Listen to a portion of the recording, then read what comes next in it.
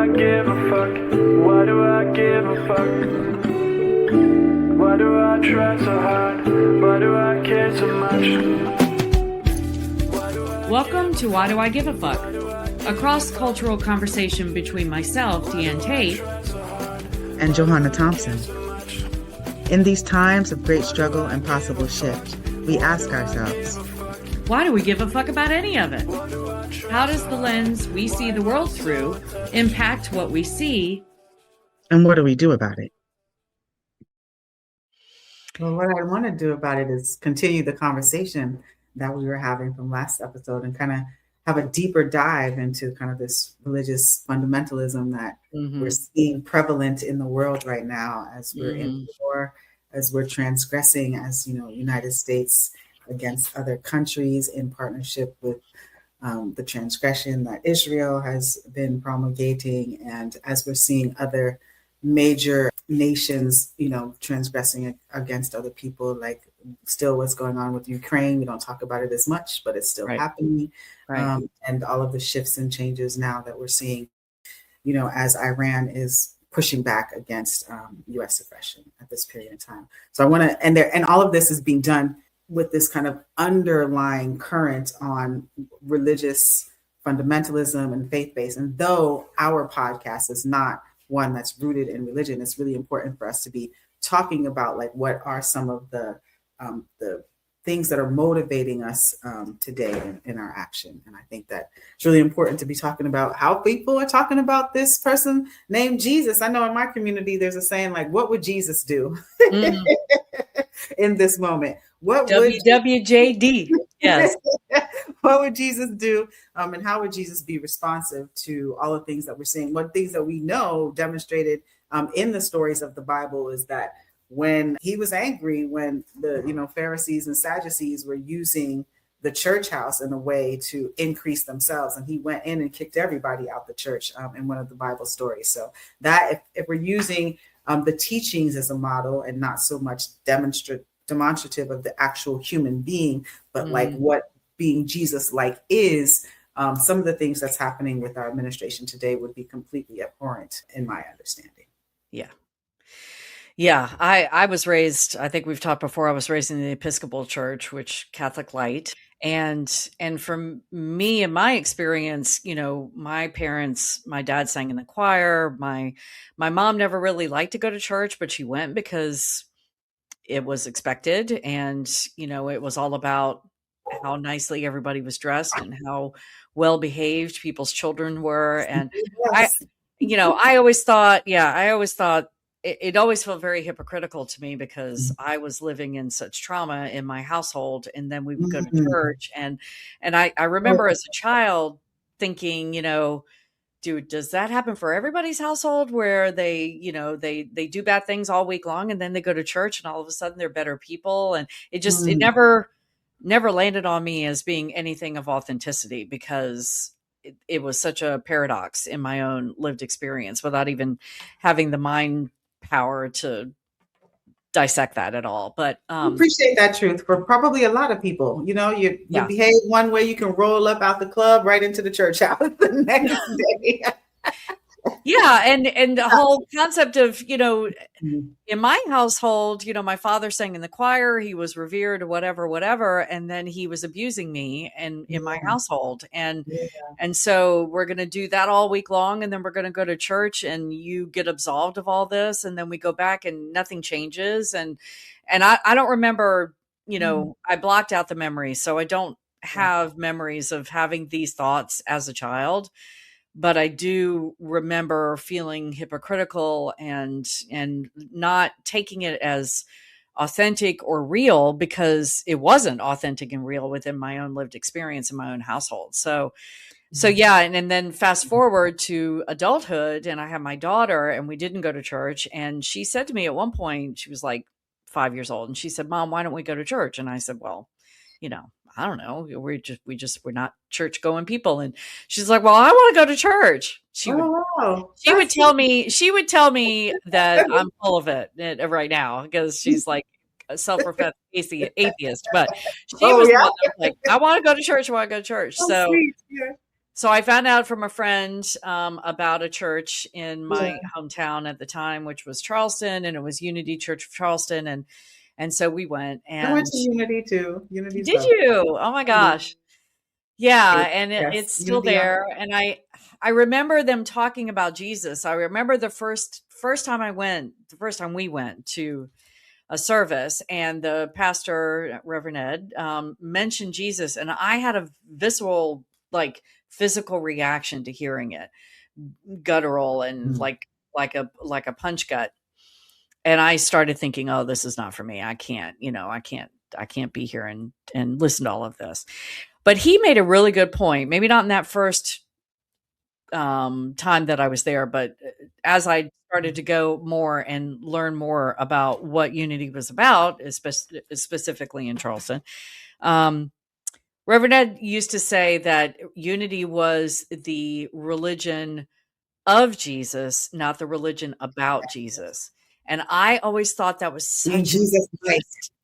I thought it was such an interesting distinction, because I didn't understand in my own brain, thinking about what I was raised with. It just didn't make sense that people could say they cared so much about this guy and then not behave the way this guy told him to behave. It just, it felt like a massive contradiction. So yeah. So I really appreciated the idea. And the longer I went to that church, the more I listened to the way things were framed. I really appreciated the emphasis on the how Jesus moved through the world, how he actually existed in his lifetime while he was a living, breathing human, how he moved through space, and who he cared for, and who he admonished, and who he, more importantly than the fan club, as someone we're going to talk about in a second, John Fugelsang, calls them, the fan club of people who are Jesus adjacent, the ones that are just, I want to go to the church, and I want to, which is, as I understand it now, is kind of the experience that I had in church growing up. It was the Jesus adjacent fan club. It wasn't necessarily about, being a reflection of Jesus as you walked on the earth. So. And that is the interesting thing. Like, when we're talking about what would Jesus do, and what is it like to be Jesus like, or what is it like to be Mohammed like, or what is it like to be Buddha like, or what is it like to be in these models of a guide, for the way I like to think about a blueprint to exist as your best human self, as you're in this presence, if that makes sense, right? Those are the guides to the type of human harmony and interconnectedness that we need to be thinking about as we're moving around and being in relation to one another. And it's really diabolical to me to utilize that sentiment of these really magnificent models of the best parts of humanity and twist that up to say that these models would want to have us acting in opposition or in violence and aggression with one another. It's really very diabolical in its twisting. And it's very interesting that religion has been used to control the masses in so many ways. And it's really unfortunate that US culture is using religion right now, and has used religion in the past to kind of foster and motivate the opportunity to be in domination over other people, and utilizing Bible verses and this moment in time as like the end days and in the Revelation. And I really appreciated to the episode that we were watching, the Don Lemon episode, talking about Christian nationalism, where Pastor Dees kind of explains a different analysis and way of thinking about and looking at the book of Revelation. But before we go into that, we wanted to define the way that we think about what it is to be Jesus-like. And you had a really good description and example of that I know you wanted to share. Yeah, just a little quick backstory of the author of this statement that I'm going to share. So John Fugelsang he's in the entertainment business. He does, I think he was on MTV as a VJ at one point. He's had talk shows on Sirius XM. That's how I learned about him. I'm not even sure what he's into these days, but he has a really unique story because his father was a Franciscan brother and his mother was a nun. And of course, they were these things before they knew each other, but they met after having these lives as dedicated within the Catholic faith to God. They met and fell in love and ended up leaving their orders to get married and had John. And so he was raised in a household that, of course, was very religious, but very faith-based, Catholic specifically. And he knows the Bible backwards and forwards, upwards, downwards, sideways. It doesn't matter. He knows everything about what's in it. And he also knows everything about what's not in it and how it's weaponized to find the right scriptures that you can twist in whatever way to justify what you're advocating for people to do. And so this is kind of it made me think of him when we started talking about this Don Lemon video that we watched some of in the last episode, and I'm going to watch some today, because he has this great quote. And I have a t-shirt with this quote on it, and I wear it usually this time every year, right around Easter, because it gets the side eye. It gets some interesting looks, because it to me, it so completely describes who Jesus was, and to the authenticness of who he was, based on how he moved through space instead of what the Jesus adjacent folks would like to say. So I'll add it to the screen here for those that are listening. I'll read it out loud. Jesus was a radical, nonviolent revolutionary who hung around with lepers, hookers, and crooks, wasn't American and never spoke English, was anti-wealth, anti-death penalty, anti-public prayer, but was never anti-gay, never mentioned abortion or birth control, never called the poor lazy, never justified torture, never fought for tax cuts for the wealthiest Nazarenes, never asked a leper for a copay, and was a long-haired, brown-skinned, homeless, community organizing, anti-slut-shaming Middle Eastern Jew. Well, talk about it. One of my brethren. Yeah.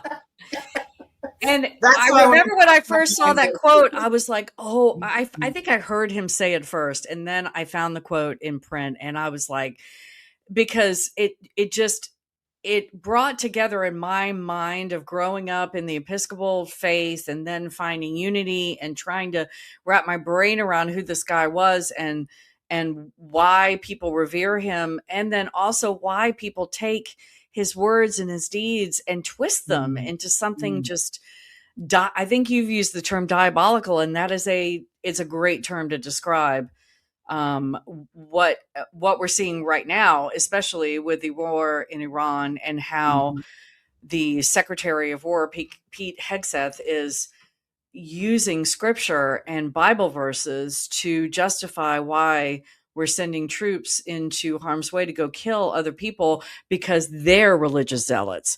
But we're going to use Bible verses to explain why we're sending you to go kill the other people that believe in a religious dogma different than ours, but our religious dogma is better, which is classic religiosity. But I think it's particularly disgusting right now for me. So especially because the people who are sitting in the audience receiving this are having an aha moment, like pushing back and speaking on.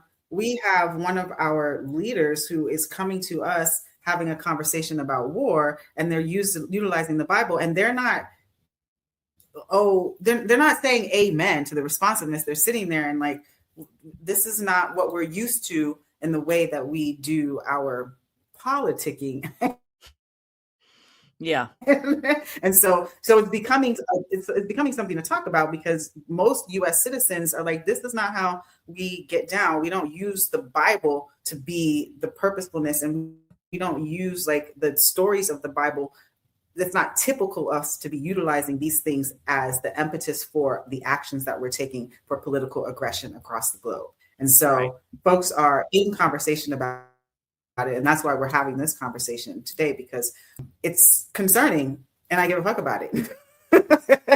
Yes. And I don't want it to be happening. Like the other part of it, like I don't want it to be happening. I want people to be able to practice their faith base, and I want people to be able to be elevating humanity through that means of doing it. But I don't want to be using, it's not what Jesus would do, to be using biblical verses to justify going to war and causing harm on other people because you're not getting your way, because you're having a tantrum. And that's bananas to me. That's bananas behavior. And as a parent, as somebody who's a disciplinarian, also, let's step back and check in the impact of the harm that you're creating and the tactics that you're using that are really very dangerous, very dangerous. Right. Your video keeps freezing a little bit. I keep hearing you, but you're coming in and out. So I apologize if I step on you a little bit, because I can't always know when you're finished talking. But the next clip from this Don Lemon show episode that we were talking about at the last episode, he's speaking to Pastor Cody Dees from Georgia. I guess he has a church outside of Atlanta. And they're having this really deep discussion about Christian nationalism. And the clip that we were going to watch in this episode and talk about a little bit was a breakdown about the book of Revelation. And, this is a part of the Bible that I hear people using all the time as a metaphorical bludgeon as to, the end times and all of the mythology, I feel like, that revolves around the book of Revelation. And I think before we came online before we came on the recording, you were talking about how folks in your community talk about the book of Revelation and end times and things. And I didn't know if you wanted to speak into like the narratives that you hear in your community about it. I mean, the place that I have the most conversation about biblical narrative is through my mother, right? And the Black female elders of the Black church. And there's a large demographic of that. Even the folks that are in power now are even calling in that demographic of women to say, hey, I'm grandma, I'm Black church lady. And these are the things that we want to be uplifting in our community. So we're seeing that narrative kind of like have hints of exposure right now in this political climate. But yeah, the end times are here. Be ready to accept and receive, or be in alignment with Jesus is more what is kind of like what the theme is. I haven't been to Black church in years and years and years. And I haven't been in years because I might have told this story previously, but I used to be an avid church goer, Sunday church goer, in church all day from 9 o'clock in the morning to 3 o'clock in the afternoon. And I enjoyed it. Like, it's fun, because church is not just the word, but it's an experience, right? See, I'm even smiling thinking about it. A wonderful cultural experience. Anybody that's gotten to hear some church music, see some praise dancing, hear some wild word and altar calls. It's just good. It's good entertainment. It's good fun. And it also feeds your spirit in a way that's really completing. But I haven't been because I used to read Bible stories to my young people, and 2 daughters, 2 females. And one day that might have been a little older than that, maybe 11 and 7-ish.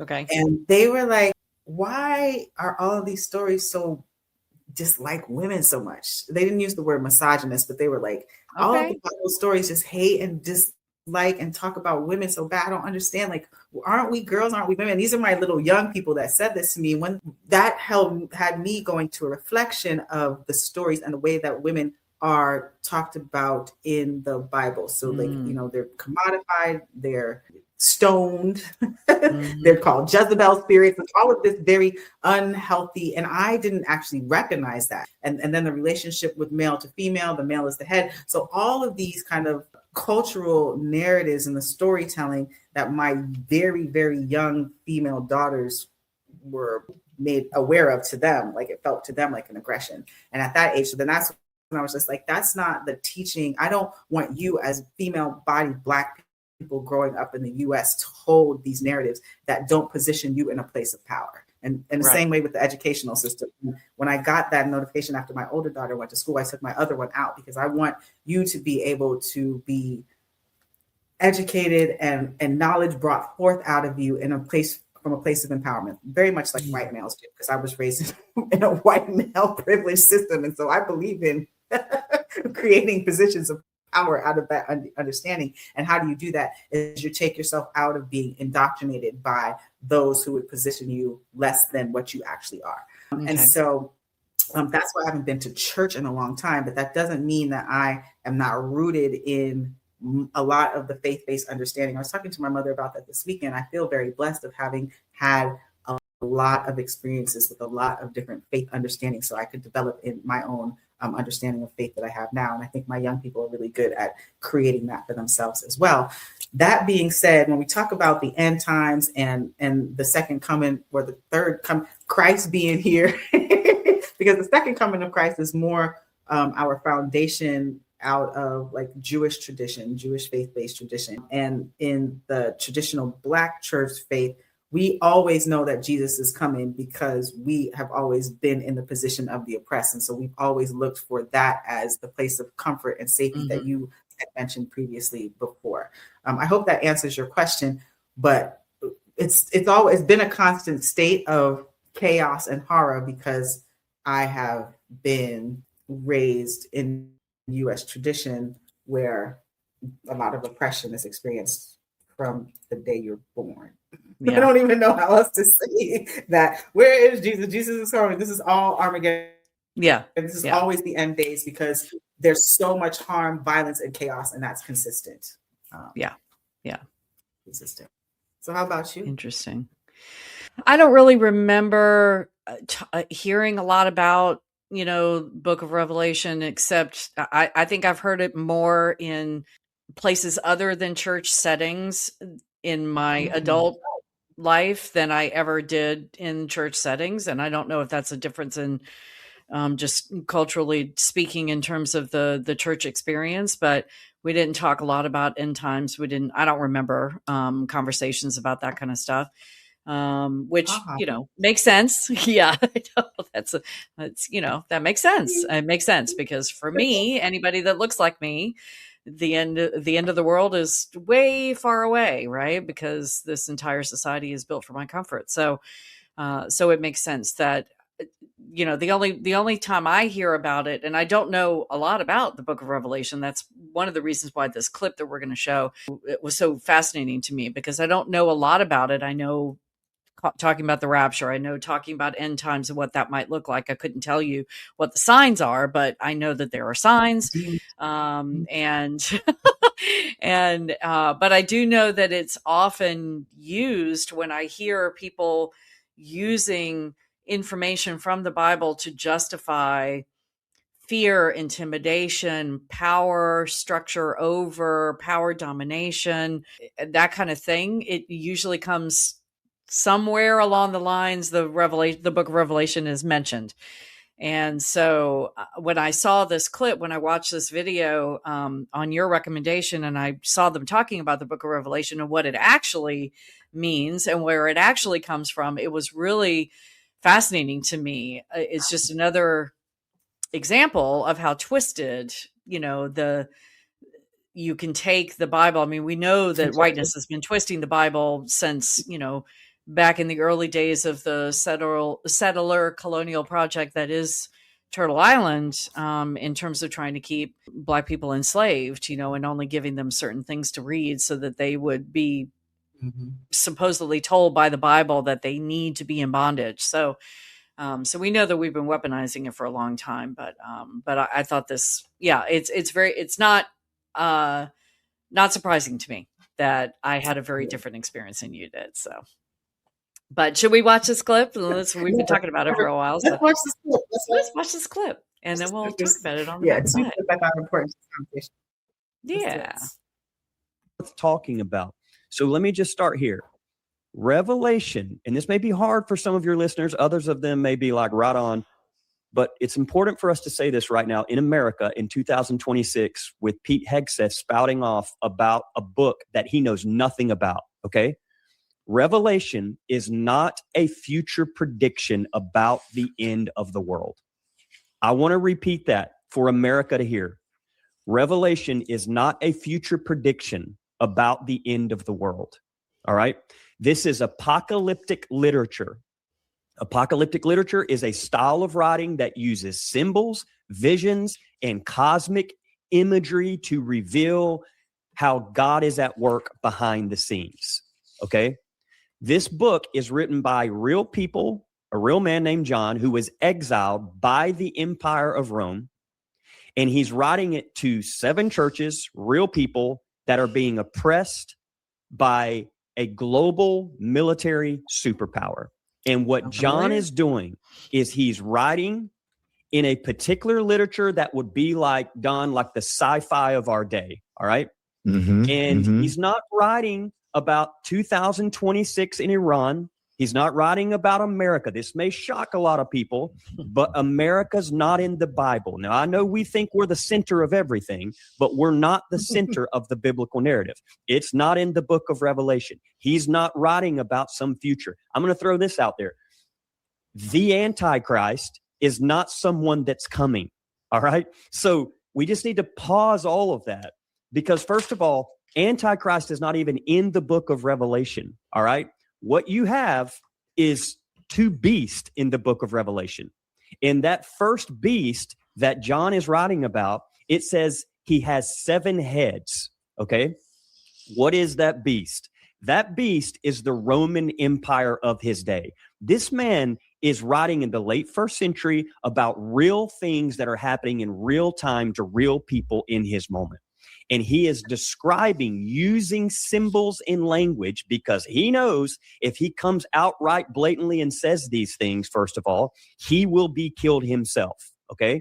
So he's writing with these symbols in language and he's trying to help the Jesus followers of the day. And he's challenging them and he's encouraging them. And he is saying ultimately, Don, he's saying this.